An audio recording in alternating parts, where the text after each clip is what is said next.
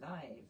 I stopped yesterday before I finished this particular chapter 10. I'm reading Travels with My Aunt by Greene because it seemed very long and I've only just realized that actually there's hardly anything left. So I'm reading the previous paragraph again. He's having a conversation with his Aunt Augusta, we hadn't seen for 50 years, and they're traveling together there in Paris on their way to Istanbul, and it kept being interrupted, the internet, and it's just started again, so I am finishing this chapter 10 now. Suddenly she smiled and put her hand comfortingly against my cheek. I'm sorry, Henry, it's not your fault. You were brought up by Angelica. Sometimes I have an awful feeling that I'm the only one left anywhere who finds any fun in life. That was why I was crying a little when you came in. I said to Monsieur d'Ambreuse, Achille, I love the things we do just as much as before. I don't mind knowing where you go in the afternoons. It doesn't make any difference. But of course it did to him, because he had no secret anymore. His fun had been in the secret, and he left us both only so that somewhere he could find a new secret. Not love, just a secret. The saddest thing he ever said to me was, there's no other St. James in Albany in all Paris. I said, couldn't you take 2 rooms at the Ritz on different floors?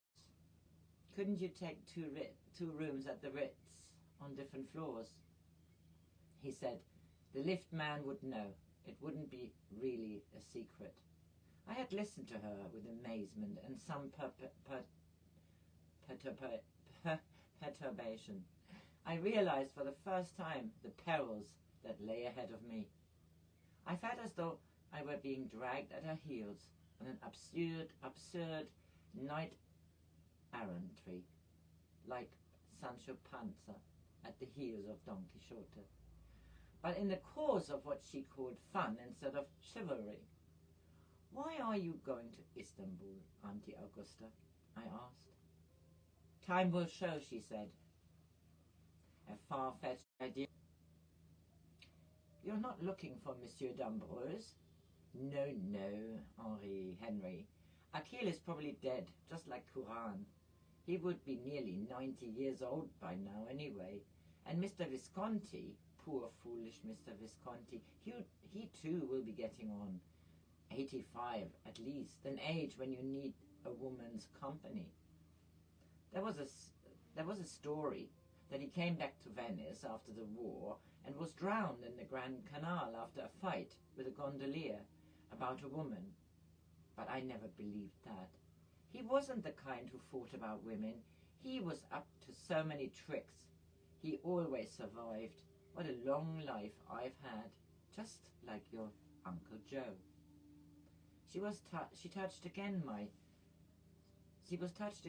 melancholy, and for the first time I thought that perhaps dahlias were not a sufficient occupation for a man. Perhaps dahlias were not a sufficient occupation for a man's retirement. I'm glad to have found you, Aunt Augusta, I said on an impulse. She replied in a slang expression quite out of character. Oh, there's life in the old girl yet, with a smile so speculative, so carefree and youthful, that I was no longer surprised by Wordsworth's jealousy. So that was the end of chapter 10, and I shall read chapter 11 soonest. Have a good Friday.